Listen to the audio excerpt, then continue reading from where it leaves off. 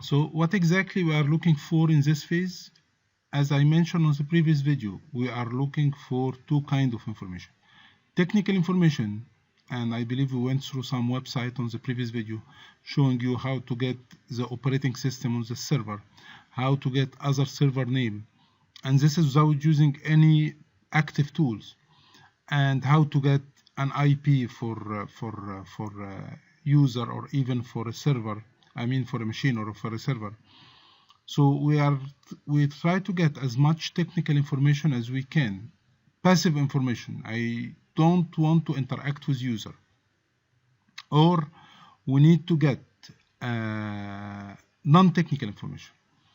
So things like the emails or people contact number or email. So for instance, and actually this is explained more into the last part of the section.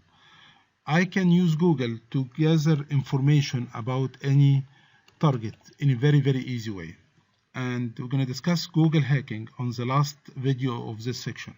So for instance, if I'm looking for people in Microsoft, I can just go and search, write a quotation, @microsoft.com. And this is just a proof of concept, sorry, And my point here, by writing this quotation, I mean I need to search on whatever have this part exactly at Microsoft.com.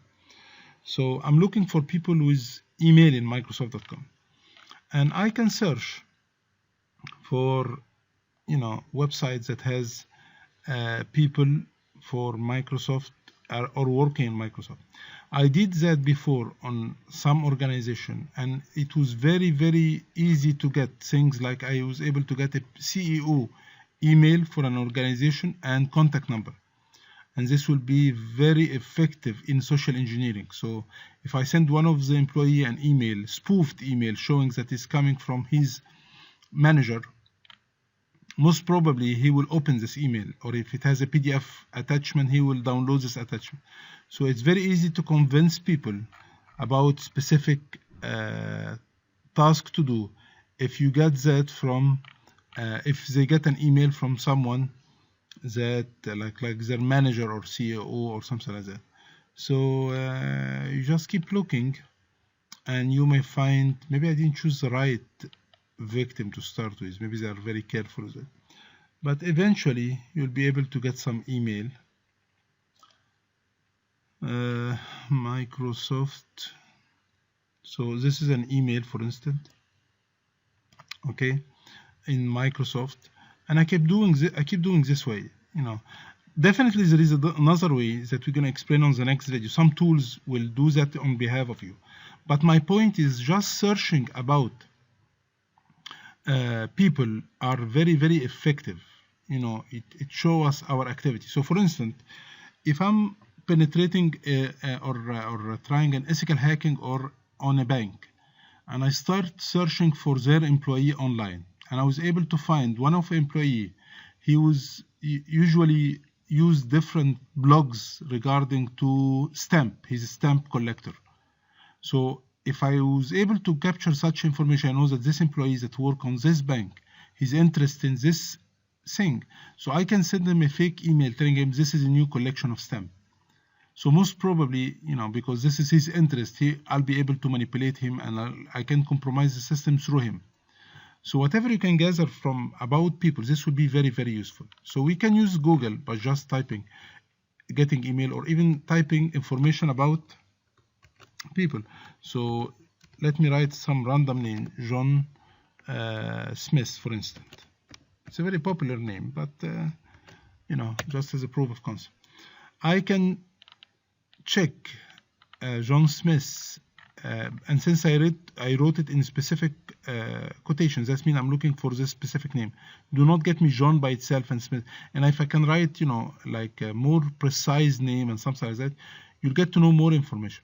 I can get to search about this guy in different file, not in website. So if I type file type, for instance, file type will allow you to narrow your search on files, not on website.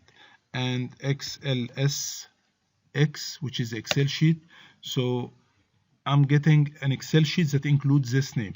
It could be a payroll, it could be a university registration, it could be, so you know, I can get him in a specific, which most probably will have some good information. So Google itself, it's very, very handy when it comes to collecting information. I can get information about people as well from some of the websites. So a very popular website in gathering information is called people.com, and people is written this way, where you can search about anyone using anything you know, instead of searching in Google and using different terminology. So I can write down a name or an email address or a phone number or anything I know about this user, and I can start searching, and it will give me a lot of information. I can use a website like Zaba Search. Zaba Search. It's a very, very popular website where it gives some information for free, and some information you have to pay for it. So if you write down any name, I will write a name for instance, and I search, but this is actually, Zaba Search is mainly related to United States, while people, it's worldwide. And you click on search, and you can get this guy name and his phone number and his location, and you can even get his previous address where he was living, and this is for free. Get his name and phone number, and this is a free part. But if you need to get his job history, his criminal background, stuff like that, you can easily get that information from here. So a lot of websites will help you to gather information. What about social network, Facebook, LinkedIn? Actually, this is a very, very, very powerful way to collect information about people, what their friend, their interests, their all kind of information you can get from the social network. So a lot of information you can gather from social network, LinkedIn, Facebook, Twitter. So we don't have a specific task right now, but my point is, I'm not just checking technical information. I'm checking also non-technical information, personal information, contact number, locations, phone number, address. This will be very, very useful when it comes to planning for our attack. So this is the initial phase in collecting information. On the next video, I'm going to show you some other tool and technique in collecting passive information. So see you then.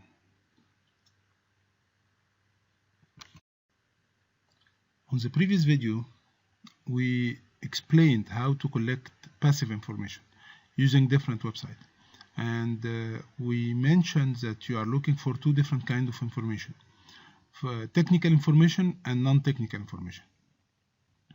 And we use different websites to do that. And actually, you're going to find a lot of websites that are doing that. So this is one way for doing it. As I mentioned before, you don't have a specific list, checklist. So I keep searching, and based on what I found, I can keep searching. There is a tool that I would like to recommend. It will save you a lot of effort going through through sites and going from one site to another site. It's called Multigo, and you can download it from the specific website. And they have an edition, a community edition, free, so you can download them. You can download it and test it. So you can go to the specific website and download it, and then this is how the tool look like. It's a very, very powerful tool when it comes to the reconnaissance phase. And please do not forget that whatever you are doing should be passive. So you should not, for instance, if you ping on the victim, this is not a passive action. You need to do things without interacting with the victim in this phase. On the scanning you will, but in this phase you should not. So it has a wizard where you can go step by step. It will help you, or you can do that manually. So when you open Multigo, you go to this white page and you open it, and you are searching for what exactly. So here you can see on the left pane that what exactly I need to gather information. If it's about a domain, I can grab it here I can double click on this domain and I can write down the domain name. So for instance, easycouncil.org. I will not click on start collecting because it will get you a lot of information, and I don't want to cause any problem to anyone. So then you can right click on it and start with those options that you have. If you are looking for a person, for instance, so you can find here person, and you can write a name like John Smith or whatever, and same concept, right click on it and start getting information about this person. So he will search in sites and his email, and he will get you a lot of information. You can even search for a social network, so you can find LinkedIn, Facebook. Let me see this one for instance, and I can right click on it,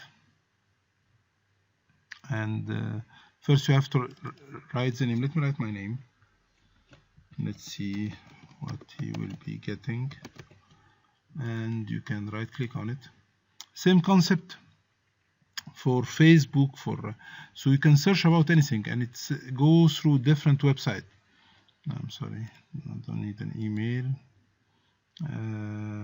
Let me just zoom on it so we can see what option do we have here, but I think it will request this authentication.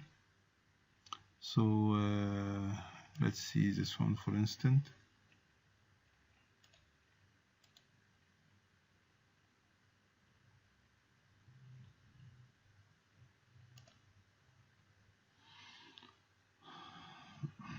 I think you need to log into your account to be able to, because you should have an account to search for other people's account.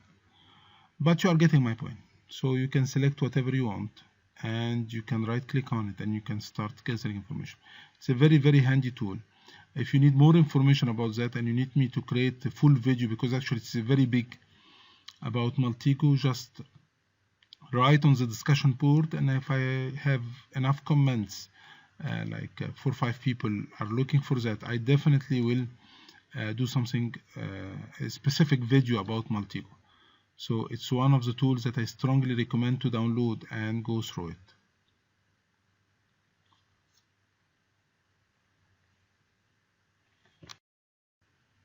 In this video, I want to focus more about Google hacking, or how to collect information about Google. Google will not just allow you to collect information. We saw in the previous video in this section that you can get more and more information about people, emails, about contact information, about other information. But it's a very, very handy tools when it comes to collecting and reconnaissance phase. So we can use some keywords while we are searching. Like on a previous video, we used file type. So I can ask, or I can search for something and look for file type. So I can type, for instance, social security. But if I just write social security like this one, or I can type even SSN, social security number, I can ask him to see for this word inside a file that is XLS, Excel sheet, or XLS. So it will get me some file, Excel files, that you most probably will find some social security number inside. I can search, for instance, ask him to search in a specific place. So for instance, I can ask him in URL. So I'm not searching in the content of the page, but in URL, I want to search for login.php. So now I'm looking for login page. So you can see that he's just getting the result from URL. He do not search in the compound, and then you can go to login page. So if I need to know what is the login page for a specific website, I can type in URL the website and then URL login page, for instance. I can keep doing that. And actually, the guy who invented that, he was not the one who invented, but the guy who introduced that and become very popular. His name is Johnny Long. And there is a specific book about that. It's called Google Hacking Database. Google Hacking database, and Google hacking database, and there is also Google for penetration testing book, and it's a very, very nice book, and you don't even need to download it. I mean, you're gonna find most of the content of this book online. So it's a very, very good book, Google hacking, and you get to learn a lot from that. But my point in Google is that Google is not just for collecting information; it also allows you to hack to system, because anything that get an IP become reachable from the internet. So if your mobile device has an IP now, I can reach to it from Google just by knowing how to search. If you have a voice over IP call center, I can reach to that and listen to your call. Anything that will take an IP become reachable from almost anything. If you have an IP cams that allow you to like watch your home while you are far away, you know, surveillance, since it has an IP, I can utilize that to crack to it. And a good example for that would be, I can search, for instance, for let's see, RDP. RDP is the remote desktop extension RDP. So I'm looking for files that has an extension RDP, and you'll notice that some of this website, when you click on it, it will download because I'm looking for files that has extension .rdp. Let's take this one for instance. So it has the configuration of the RDP, and if I open this file, since I have an RDP client on my Windows machine, any Windows 7 or 8 or XP has an RDP client, it will automatically let me in the machine. So if you click here and you click connect, I will stop it. Oh. You're going to see that I logged in automatically to a machine that I should not logged in, and this is because they have a machine and they put the remote desktop setting on a file that is accessible from the internet. And yes, maybe this machine is locked, but I was able to log in, but I can crack the password. There is a lot of tools that we're going to learn later on that, you know, I just get to the machine. Then in a very easy way, I can bypass that and crack to the machine. So Google is very, very effective. And actually, you can keep searching for things like that. And I'm going to share with you a website that have this kind of information, how to search for vulnerabilities and for machines that you can hack. The site is exploit.db. We're going to use this site later on in vulnerability and exploitation. But if you open this website, exploit.db, you're going to find that there is a section related to Google hacking database. Okay, so if you go there, and you're going to see that this is what, you know, some of the, we call that Google Dork. I can search for that, and I can say this is the new founding. And if you keep going down, it will show you different techniques that will allow you to search for a specific vulnerability, like a file containing password. So if you go there, and you're going to see that different way for, you just copy and paste that and click and use it in Google. It will get you 5 that have password, or files that have vulnerability files, or vulnerability server, or error message.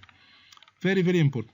But be careful, because Google are watching that. So if you keep searching for this kind of vulnerability, it will give you some warning from time to time. But my point is, Google itself, it's a very, very handy, powerful tool. Now, instead of buying the book, there is a document that has been published for you a few years back. I know it's old, but actually it's a very, very interesting document. And if you go with this document, I think it's like 200 pages, and it's not boring at all. It just shows you how to search. You'll be able to get IP surveillance camera, voice over IP, server. It shows you different technique of searching. So it's like you know, going through or allow you to get this kind of skills of searching and get specific result. So it's a very, very nice document. I'm going to share this document with the resources, and you can download it and you can check it, but be careful, do not please misuse that. Just a proof of concept.